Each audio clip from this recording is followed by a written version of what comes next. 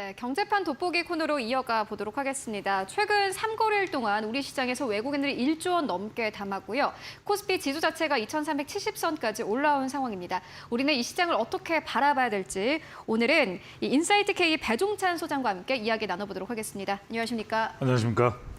네, 어제 그리고 최근 우리 증시 어떻게 보셨습니까? 상황은 안 좋죠. 전반적으로 상황은 안 좋은데 그래서 우리가 이걸 좀 잘 여러분들이 냉정하게 볼 필요가 있는 것이 어차피 정신하는 거 아시잖아요. 내리기만 하지 않고 오르기만 하지 않는다. 이게 내려갈 때도 또 기술적 반등이든 심리적 반등은 있는 것이거든요. 그렇죠. 그런 거지 근본적인 펀더멘털 환경 자체가 변했냐? 그건 아닌 거죠. 그러니까 그 부분은 웬만하면 우리 이데일리 방송을 쭉 지켜보신 분들은 아실 거예요. 그러니까 상황 자체, 정시 환경 자체는 글로벌 환경 자체는 지금 뭐 좋을 수가 없다. 뭐 유가가 조정은 됐긴 했지만 네. 리세션 우려 때문에 그래도 계속 고유가 또 오펙 플러스가 러시아가 포함되어 있기 때문에 생산 가능성도 뭐 크게 그렇죠. 높지는 않잖아요. 그러니까 그런 상황들을 여러분들이 꾸준히 지켜보면서 큰 그림 속에서 작은 그림을 어떻게 구체적으로 그릴지 그 부분을 보실 필요가 있는데 코스피 같은 경우에는 외국인의 이 사자 세속에 이제 상승 마감이 됐죠. 그런데 이제 이걸 어떻게 볼 것이냐? 반도체 대장주인 뭐 삼성전자와 하이닉스도 상승을 했어요. 한 2% 가까이. 그러면 자, 그러니까 이제는 본격적인 반등 국면이다.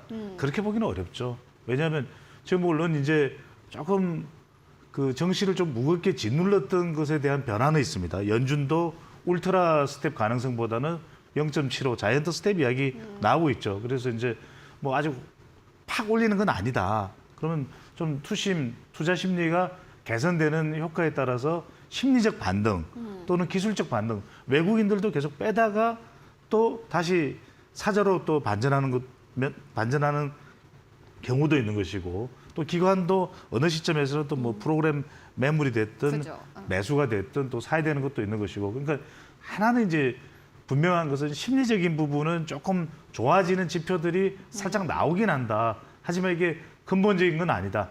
향후 1년 기대 인플레이션이 5.3이었는데 5.2로 0.1%포인트 전월보다는 좀 하락했다.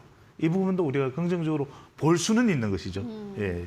지금 상황이 뭐 더 악화되지는 않는다라는 기대감이 좀 있었던 것 그렇죠. 같고요. 예.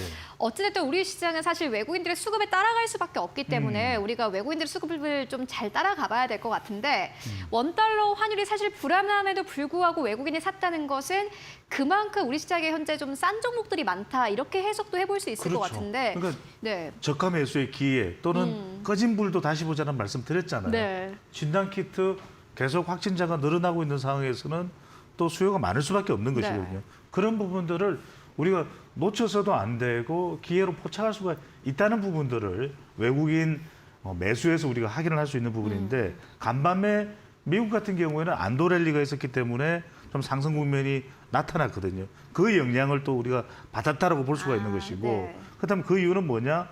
미국 이제 소매 판매가가 긍정적으로 나왔다. 그러니까 우리가 우려하는 정도 수준의 인플레이션이 상황이 초래될 것 같지는 않다.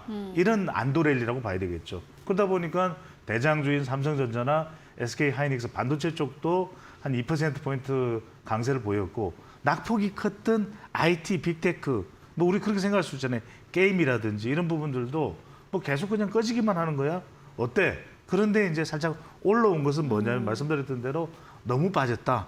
그러면 이제 기술적이거나 심리적 반등이 있는 건데 이 부분은 꼭 말씀드려야 될 거예요. 이것이 본격화되는 거냐? 그건 아니라고 봐야 되겠죠. 그죠. 추세적인 사실 상승으로 보기에는 굉장히 좀 네. 무리인 것 같고 그렇다면 우리가 이 시장 속에서는 결국에는 실적을 봐야 될 것 같은데 실적도 결국에는 경제가 안 좋기 때문에 하향 조정될 수밖에 없거든요. 그렇죠. 어떻게 보세요? 그렇죠. 지금 뭐 이제 추정치가 나오는데 2분기도 완전히 다 발표는 안 됐습니다. 그죠. 왜냐하면은 6월까지 마무리가 되고 결산이 되고 발표가 돼야 되는 것이기 때문에 특히 이제 중요한 것은 어느 지점을 레버리지로 봐야 되냐면 2분기와 3분기예요. 3분기 전망치. 그러면 2분기는 좀 그렇다 하더라도 3분기에 좋아진다면은 우리가 시장이 좀 회복된다고 봐야 될 거잖아요. 그런데 2분기보다는 3분기의 실적 전망치가 더 좀 박하다, 빈약하다. 그렇다면 그것은 계속 시장이 좀 침체 국면에 있다. 이렇게 봐야 되겠죠. 그래서 지금 나오고 있는 상황들을 보면 FN 가이드를 통해서 우리가 확인 가능한데 지금 국내 상장사들에 대한 실적 기대치가 점점 하향되는 것으로 그렇게 추세가 나타나고 있어요. 특히 이제 인플레이션이 큰 요인일 테고 경기 침체 우려. 그러다 보면 기업들도 우리가 방금 전에 보도를 해드렸습니다만 SK 하이닉스 같은 경우에도 대규모 투자를 하려고 했다가 살짝 또 유보를 하고 있잖아요. 맞아요. 그런 이유가 뭐냐면 기업도 불확실성에 대비할 수밖에 없다. 그렇다면 무작정 좀 불확실성이 존재하는데 남아 있는데 투자를 하기 쉽지 않다는 거예요. 그렇다면 지금 우리가 추세적으로 우리가 데이터상으로 보더라도 2분기에 실적 추정치가 하향 조정된 기업이 90개, 3분기에는 97개예요. 그럼 3분기가 더 늘어났잖아요. 그죠. 7개, 8개든. 그러면 이 이야기는 뭐냐면 3분기에도 회복 국면은 아니다. 조금 더 긴 경기 침체 국면에 우리가 대비하는 지혜와 또 전략이 필요하다는 것을 확인할 수가 있는 것이죠. 실적 추정치는 꾸준히 하향 조정되고 있기 때문에 이러한 국면에서도 어떤 기업들도 실적을 잘 내느냐가 참 중요할 것 같은데요. 그중에서도 석유화학 기업들 같은 경우에는 그렇죠. 2분기 실적 자체는 괜찮습니다. 예, 예. 뭐 어떻게 보세요? 그렇죠. 그래서 이제 네. 저는 단기간의 투자를 통해서 지금 참 막연해요. 어디로 들어갈지. 그렇다고 해서 모르는 기업, 실적 자체도 파악되지조차 않는 기업, 단순히 어떤 종목에 또 이 시기적으로 조명받고 있는 것을 따라서 무작정 묻지도 따지지도 말고 들어갈 수는 없는 노릇이거든요. 그죠. 그렇다면 그래도 우리가 어느 정도 확인 가능하고 단기간에 좀 포지션이 가능한 쪽은 어디냐? 그렇다면 그쪽은 석유화학일 수가 있다. 왜? 유가가 갑자기 푹 꺼지거나 석유화학의 이 생산의 가치 자체가 갑자기 사라질 수는 없는 거 아니겠습니까? 그러니까 뭐냐면 석유화학 제품은 결국은 들어갔던 원재료 비용까지 빼고 난 이후의 이익이 중요한 것이거든요. 그죠. 그 이익 가치가 지금 상당히 있다는 거예요. 그것은 우리 시간을 통해서 정제 마진이라든지 이런 부분들을 설명을 해드린 바가 있거든요. 그러면 여기에 따르는 가치가 여전히 확보되고 있는 상황이라면 조금 줄긴 했겠죠. 그죠. 아주 좋았을 때와 비교하면은 그래도 여전히 아주 이 부분에 있어서는 가치가 확보가 되고 있는 상황이다. 그렇다면 S오일만 보더라도 2분기 이 추정 영업이익이 1조 3천억 원이나 되고요. 네. 그다음에 3분기도 9천억 원 이상 유지가 되고 있거든요. 더 이상 될 수도 있는 것이고. 근데 이 정도로 큰 폭의 차이 없이 유지되고 있다는 것은 석유화학 산업 전반을 볼 때 나쁘지 않다는 이야기고. 또 한 기업이 이제 SK 이노베이션이야. 여기에 뭐 석유화학 쪽도 있지만 뭐 배터리도 있는 것이고. 그렇다면 이것만 놓고 본다면 2분기 영업이익이 역시 엑소오일과 맞먹는 1조 4,600원이다. 그 이상 되고 있거든요. 그렇다면 3분기도 1조 400억 원 이상이니까 3분기에 살짝 위축되는 건 있지만 그래도 거의 큰 변화 없이 유지가 되고 있거든요. 석유화학을 단기간으로 포지셔닝 하기에는 상당히 괜찮을 수 있다. 근데 항상 우리 시간을 통해서 투자자분들께 참고로 말씀드리는 겁니다. 그러니까 우리가 왜 본체 덩어리만 보느냐. 이 주변 관련된 기업들이 더 많은 수혜를 누릴 수가 있거든요. 그렇다면 운송이라든지 뭐 석유화학과 관련 주변 기업들, 이 기업들 중에서 2분기 실적을 보면 지난 1분기보다는 많이 늘어난 기업들이 분명히 있을 것이거든요. 네. 그 기업들에 우리가 좀 더 주목을 해볼 필요가 있겠죠. 그렇다면 S오일이라든지 SK이노베이션 그 밑에 있는 밸류체인 단을 좀 더 그렇죠. 많이 보면 된다. 바로 그 부분입니다. 바로 그 알겠습니다. 부분입니다. 네. 뭐 S오일이라든지 뭐 SK이노베이션 같은 경우에는 2분기 실적이 최대가 될 것이다라는 전망이 나오고 있기 때문에 최근에 좀 살짝 내려오기는 했습니다만은 그래도 호실적을 기록을 할 것이고 그 밑에 있는 밸류체인 단을 보면 좋겠다라는 투자 의견 전해주셨고요. 일단 유가가 최근에 좀 오르면서 그렇죠. 대한항공이 살짝 내려오긴 했습니다만은 그래도 실적 추정치는 2분기 좀 괜찮더라고요. 그렇죠. 2분기도 괜찮고 3분기도 아주 나쁘진 않아요. 또 3분기 상황이 어떻게 될지 모릅니다. 왜냐하면 이 코로나 확진자가 전 세계적으로 많이 늘어나는 상황이 되면 켄타우로스 이야기가 나오고 있거든요. 근데 또 한편으로는 모더나에서 켄타우로스라고 하는 새 바이러스에까지도 더 크게 또 긴 기간 동안 작동되는 지금 백신 자체를 개발을 거의 한 상태거든요. 이제 임상 실험에 들어간다고 하는데 한국에서도 승인을 받겠다 이렇게 지금 나오고 있는 상황이기 때문에 만약 그게 또 호재가 된다면은 항공 쪽은 직격탄을 받지는 않을 수도 있는 것이고요. 지금 대한항공을 보더라도 보면은 리오프닝에 대한 기대감도 있는 것이고 또 여행 수요가 시즌을 맞아서 휴가철을 맞아서 지금 진행자와 저만 휴가를 못 갔지 다른 사람 다 지금 하고 있는 상황이고 그죠. 예약하고 있는 상황 못 가셨죠 아직. 못 갔죠. 네, 그래서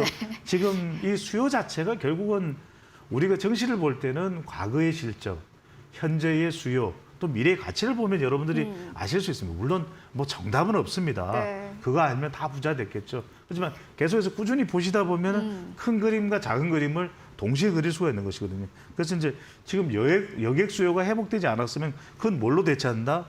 코로나가 다시 또 확산이 늘어난다. 확산세가 또 벌어진다. 그렇다 하더라도 화물이 있잖아요. 네. 또 화물을 통해서 여객기까지 화물칸으로 변형을 하고 개조를 해서 지금 대응을 하고 있는 것이 대한항공이기 때문에 2분기에 지금 약 한 5천억 원이 됐고 3분기 같은 경우에는 한 4천억 원 가까이 되는데 더 늘어날 수도 있는 거예요. 이건 어디까지나 그죠. 추정치기 때문에. 그래서 우리가 단기간 포지셔닝에 대한항공 또 담아놓을 수가 또 저가 항공사들도 부분적으로는 담아둬도 나쁘지는 않을 수가 있는 것이죠. 일단 꾸준히 봤을 때는 대한항공 계속해서 실적 늘어날 수밖에 없다라는 부분까지 짚고 왔고요. 이어서 또 완성차 쪽을 좀 살펴보고 갈 텐데 네. 결국에는 우리가 믿을 만한 곳은 반도체나 자동차다라는 그렇죠. 생각이 들거든요. 네. 자동차 쪽은 좀 어떨까요? 저는 자동차는 이럴 때 중장기적 포지셔닝이 가능할 것 같아요. 물론 단기적으로도 효과는 없는 건 아니겠지만 전 세계적인 지금 자동차 수요 증가하기 때문에 판매율은 계속 높아지고 있는 상황이기도 하고 네. 기아차도 그렇고 현대차도 그렇고 그리고 또 하나는 뭐냐면 신규 수요거든요. 이게 이제 전기 자동차고 있고 이것이 앞으로 이제 자율주행차하고 연결될 것이고 또 하나 중요한 것은 새롭게 브랜드를 달고 나온 제네시스가 계속해서 판매량이 늘어나거든요. 그죠. 이게 이제 고부가가치예요. 그러니까 지금 기아차의 경우에도 당장의 주가는 좀 앞서 말씀드린 중장기 쪽으로 포지셔닝하는 것이 필요하다는 말씀을 드렸잖아요. 그러니까 단기적으로는 기아차도 2분기와 3분기 근데 크게 달라지잖아요. 이게 무슨 말씀이냐면은 중장기적으로 볼 필요가 있다는 거죠. 3분기에도 큰 변화가 없다. 그러면 내년 1분기, 내년 2분기, 내년 3분기에도 큰 변화가 없을 수가 있는 것이거든요. 그런 만큼 기아차도 한 1조 8천억 원 영업이익이 2분기, 3분기 추정치로 나올 것이다. 그리고 현대차는 이보다 좀 더 많은 2분기, 3분기에 큰 변화가 없어요. 한 2조 2천억 원대. 그 이야기는 뭐냐면 이렇게 지표를 보실 때 흐름을 보시면 3분기에도 큰 변화가 없다. 그럼 4분기, 내년 1분기, 2분기 계속 좋아질 수가 있는 거예요. 그럼 이런 부분들은 자동차와 관련된 부분은 중장기적으로 접근을 하실 필요가 있겠죠. 앞서서 이야기를 해보고 왔지만요. 사실 3분기 영업이익 추정치는 꾸준히 내려가고 있음에도 불구하고 자동차 업종은 꾸준히 잘 나오고 있다라는 것을 좀 주목을 해보면 좋을 그렇죠. 것 같고요. 네. 그렇다면 어닝 시즌의 전반적인 전략은 좀 어떻게 가져가면 되겠습니까? 그렇습니다. 방금 전에 말씀드렸던 석유화학이나 항공이나 또 자동차의 경우에는 중장기를 또 우리가 기대를 해볼 수 있는 것이고 어제 우리 방송에서 말씀드렸지만 항상 지금 메인이 되는 몸체가 되는 부분은 좀 움직이는데 주춤할 수 있어요. 그죠. 그러니까 자동차 같은 경우에도 기아차든 현대차든 근데 전기차와 관련된 주변 기업, 방금 아까 말씀드린 밸류 체인에 있는 기업들은 훨씬 더 수익률이 높을 수가 있거든요. 왜냐하면 그 기업만이 가지고 있는 독보적인 기술이 국내 자동차뿐만 아니라 포드나 GM까지도 심지어 테슬라까지도 연결이 된단 말이에요. 그런 부분들을 여러분들이 집중적으로 좀 보실 필요가 있고 또 반도체 쪽은 조금 몸이 무거울 수가 있다. 삼성전자도 그렇고 SK 하이닉스도 그렇고 그렇다면 그것과 관련해서 반도체 기판은 경쟁자가 별로 없다는 거예요. 그러면 삼성전기가 됐든 아니면 LG 이노텍이 됐든 또는 대덕전자, 심텍 또 코리아 서키트 잘 보라는 말씀드렸죠. 여기에 답이 있는 거예요. 그러니까 이번 실적 추정치에도 FM 가이드가 발표한 걸 보면은 대덕 같은 경우는 상당히 괜찮거든요. 대덕전자. 우리가 이른바 우리가 시쳇말로 우리가 흔히들 표현하는 말로 여기에다 모든 걸 다 집어넣는 몰빵식이 되면 곤란하겠지만 그 포트폴리오 쪽에서도 어느 쪽에 좀 더 전망이 있는지를 기준으로 삼아서 우리가 담아둘 수가 있다는 것. 그래서 하반기 실적을 보고서 실적은 지금 사실은 과거에 대한 우리 기준이 될 수 있는 거잖아요. 그 부분을 좀 보면서 계속 추정치 어디 쪽이 계속 그래도 4분기 내년 1분기까지 나와 있지는 않지만 그런 대세 추정치를 보면서 판단하실 필요가 있겠습니다. 네, 알겠습니다. 수요가 어디로 몰리느냐를 꾸준히 체크를 해볼 필요가 있겠다라고 좀 정리를 해볼 수 있을 것 같습니다. 네, 지금까지 인사이트 K의 배종찬 소장과 함께했습니다. 고맙습니다. 감사합니다.